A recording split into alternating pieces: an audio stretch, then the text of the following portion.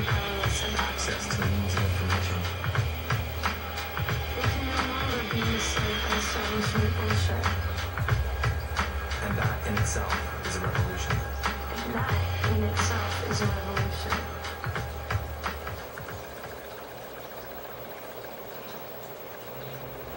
So that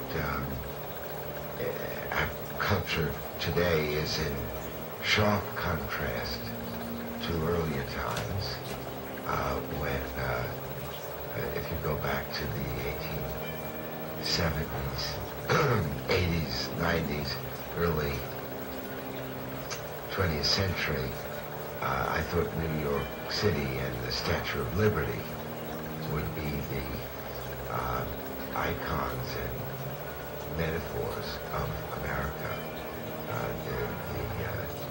the nation of nations, the land of immigrants, and then perhaps later the stockyards in Chicago, which symbolize the energy and entrepreneurial drive of Americans. So now I think Las Vegas will do just fine as simple. America has always been a land of extreme change, and one hopes that we'll see a time when this our preoccupation with finding ways to entertain ourselves will dissipate and will get more serious. This is why, Steve, I have picked out Aldous Huxley and his book, Brave New World, as a better marker of the future than George Orwell's 1984, because I see no signs that Big Brother, in the sense that Orwell talked about it, was our problem here.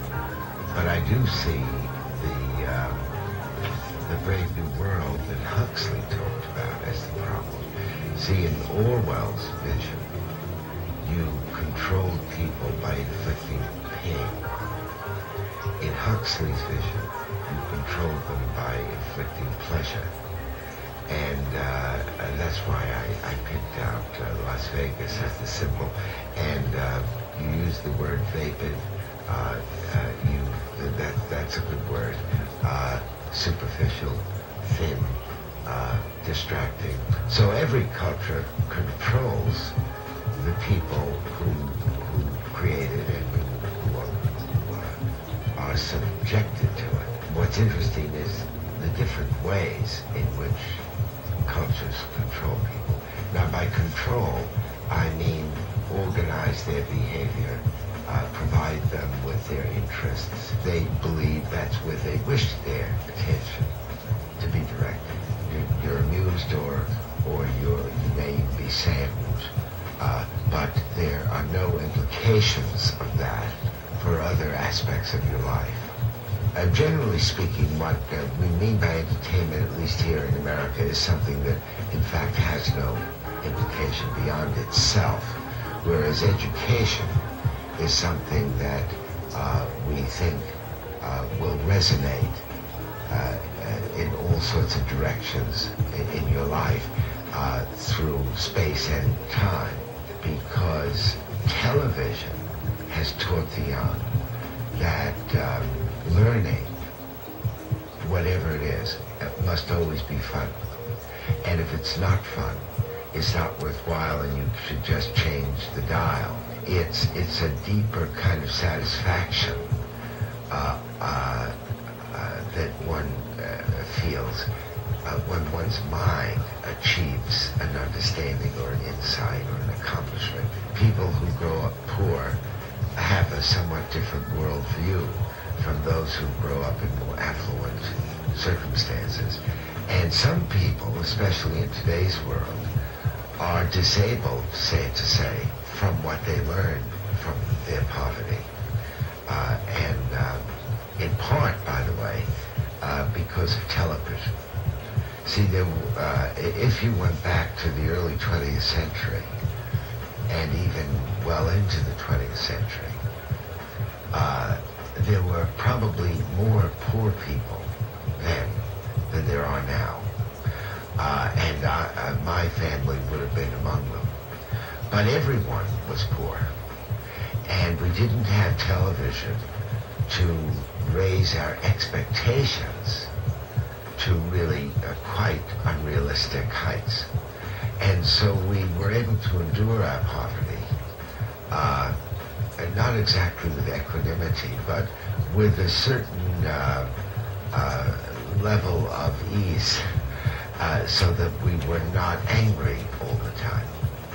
But I imagine if one is poor today and then sees on television the dazzling variety of goods and services that television says every American is entitled to. You can have it all. You only go around once, so live life with gusto. All that sort of stuff. I would imagine if I were a poor person, I would be angry and bitter and disappointed. So it's poverty teaches at all times, but it will teach you different things depending on the surround in which you live.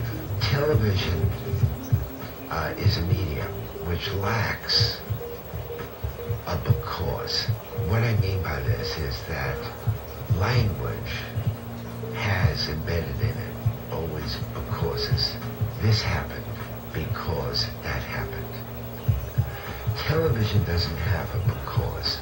How many people, when seeing a news cast about, say, a serious earthquake or an airplane crash, will actually start to cry or grow silent at the tragedies of life? Most of us don't, because right after the story about the newspaper, the airplane crash, there's going to be a thing for Burger King, or if not that, a story about the World Series or some other event that basically would say, no, listen, don't take this thing about the airplane crash too seriously.